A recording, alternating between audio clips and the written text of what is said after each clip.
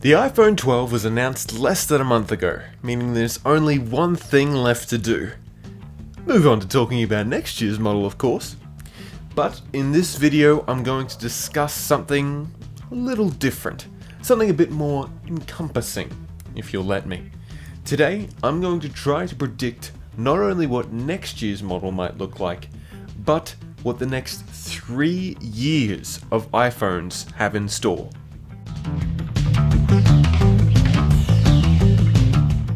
You see, over the last 6 years, Apple has consistently showed that they follow a 3-year upgrade cycle, with each year representing a major push in certain areas, from the iPhone 6 to the 6S to the 7, and the 10 to the 10S, the 11, and the 12. All of these iPhones have within them all the keys to predicting the future. Some things to keep in mind before we start. Apple likes to keep designs around for a while, usually for about 2 to 3 years, partly due to brand recognition and also partly due to the fact that they can put a lot more resources into creating any given design. Apple also likes to have one headlining feature of each year's iPhone so that customers have a better incentive to upgrade.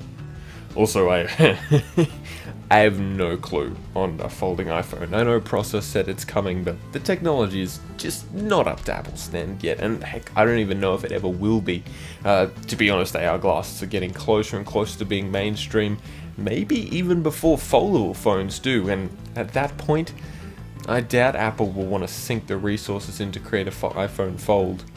Sometimes Apple just doesn't do what other companies do. There's no touchscreen Macs after all. iPhone 12s 2021. Next year's iPhone model will reportedly be the iPhone 13, but honestly I reckon it's going to be more so called the 12s, if we go off past naming schemes.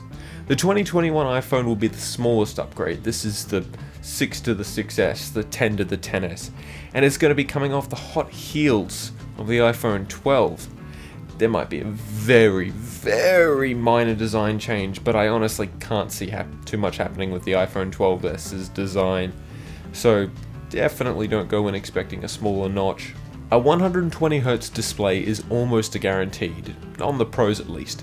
The main reason why it wasn't on this year's iPhone was that Apple wasn't able to successfully get Samsung's LTPO displays. I would expect the regular models such as the 12s and the 12s mini will not be getting a 120Hz display, as keeping the price down is much more important. Plus, having 120Hz on the Pros will allow for much more differentiation between the regulars and the said Pros. In terms of cameras, I think it's safe to assume that the rest of the iPhone line will adopt most of the features on the high-end 12 Pro Max. With the larger wide image sensor and the 2.5 times telephoto zoom being added to the regular Pro, heck, the zoom might even go up to 3 times on the telephoto, to better line up with the 2022 iPhone, but I'll get into that foreshadowing soon enough. The A15 chip will likely be the fastest processor ever, water resistance will most likely get better, glass might be a little stronger, and the speakers might get improved a little. There should be new color options to distinguish from last year's model, and there'll probably be an exclusive color option similar to the gold on the 10s's, midnight green on the 11 Pros, and Pacific blue on the 12 Pros. Maybe there'll be a red or an orange color to go along with product red on the regular 12s's. The two features that I toss up on the most are Touch ID and the iPhone going portless. Apple has never made a product that has 2 different biometric authentication patterns, and would be very strange to debut it on an S year. But then again, the iPhone 5S was the first iPhone to include a fingerprint scanner, and it makes sense to implement this feature after it debuted a year previous on the iPad Air. When you consider the only other headlining feature this year will be the 120Hz screen, and that might only be on the Pros, I wouldn't be too surprised if this feature makes it onto the set. A portless iPhone has also been thrown around for 2021.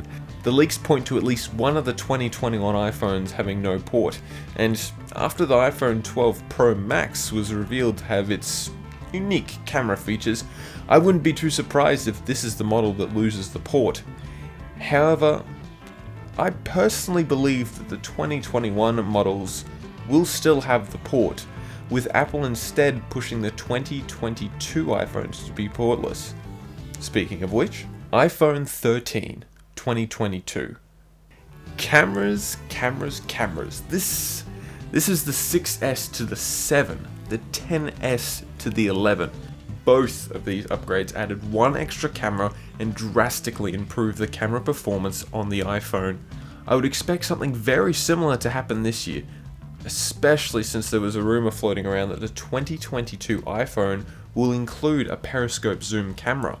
This periscoped camera will likely either be a 5 or 10 times zoom, allowing for greatly improved telephoto photos at long distances, with the 3 times telephoto camera mentioned on last year's being able to cover the space between the wide and periscope camera, similar to how the P40 Pro Plus handles it. Ugh, that's a mouthful. With this, the camera layout and design will most certainly change. Again, similar to the layout change from the 6S to the 7 and the 10S to the 11. Knowing Apple, it's going to be weird and strange, and it's going to be a new design that will eventually grow on you after a while. The rest of the body design, however, will likely stay the same. I drafted several versions of what I think the camera design might look like. I took into consideration that the camera layout would not have to protrude any further down due to the MagSafe wallet being a thing, and that the design couldn't interfere with the Face ID sensors. I would also not be surprised to see a camera sensor megapixel improvement, as 8K begins to become more mainstream. 48, 42 or even a 33 megapixel sensor would allow the iPhone to shoot in 8K, and the extra megapixels will result in higher quality photos, and it'll be able to handle the space between the wide, telephoto and periscope cameras better. The iPhone 7 was also the iPhone to ditch the headphone jack, and this is the main reason why I believe this is going to be the year where the charging port will be saying goodbye. Think about it for a second. Most people upgrade their smartphones to get a better camera, meaning that the controversy created by removing the charge port will be offset by a drastic camera upgrade. If they remove the port on the 12S's, sales would take a hit because there's just not enough big upgrades for the average consumer to consider leaving the charging port for. And no way, Jose, should they remove it on the iPhone 12. The third year always brings a redesign, and that always brings a super cycle. Apple doesn't want a big controversy around this money-making month. Either way you look at it, I think that everything points to the iPhones going portless in 2022. The 2021 Pro Max might go portless just to show what a portless iPhone could be, but I think the bulk of the transition is going to happen in 2022. And looking back at the 7 gives us a good idea of what benefits to expect from ditching the charge port. The iPhone 7 was the first iPhone to include water resistance. Maybe it'll even match Apple Watch standards. You could also expect the speakers to get a large improvement and for the Taptic engine to get more space to play with. With the charging port being gone, Apple might also drastically improve battery life to negate some of the controversy that comes, and it might even up the charging speeds of MagSafe. Whether or not the phone will include a MagSafe charging puck is another question for another time. Other than that, I'm sure the A16 will improve performance and there'll be new color options to go along with it. Leading us to the main attraction of this 3-year cycle. iPhone 14, 2023. This will be the big design overhaul for the iPhone, the design that will be used for the next 3 years of iPhone. This is the 7 to the 10, the 11 to the 12. I would expect the sides of these iPhones to remain square with some slight reduction in bezels and maybe some changes to the screen size. Might even have a 6.9 inch iPhone by now. The biggest change in store for this year is that I believe this will be the first iPhone that goes notchless and adopts an under-display camera. With Samsung reportedly bringing its under-display camera technology to its panels at the end of 2021, it will give the technology 2 years before it's needed for the iPhone. A similar sort of 2-year period it will take for 120Hz to make its way from first generation panels to finally being at an acceptable Apple quality. This will result in a truly notchless screen with one true bezel all the way around. Heck, I would go as far as calling it the perfect iPhone. But I'm sure there'll probably be something else we'll all want by then. Otherwise, I can't really tell you what else will be on this phone, especially since it'll be coming out in 3 years. I would love to think that cameras would get better. With the power of the A17 chip, there might even be portrait mode video by then. Or maybe 960 frames per second slow-mo. Battery life, Bluetooth, Wi-Fi, 5G, speakers and haptics always have room to get slightly better. And who knows what the price will be by now. I guess we'll just have to wait and see on that one.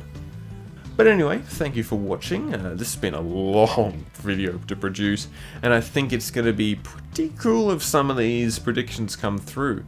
Guess you'll just have to watch this video again in 3 years. But anyway, I have been Lone Tomato, and of course, have a good day.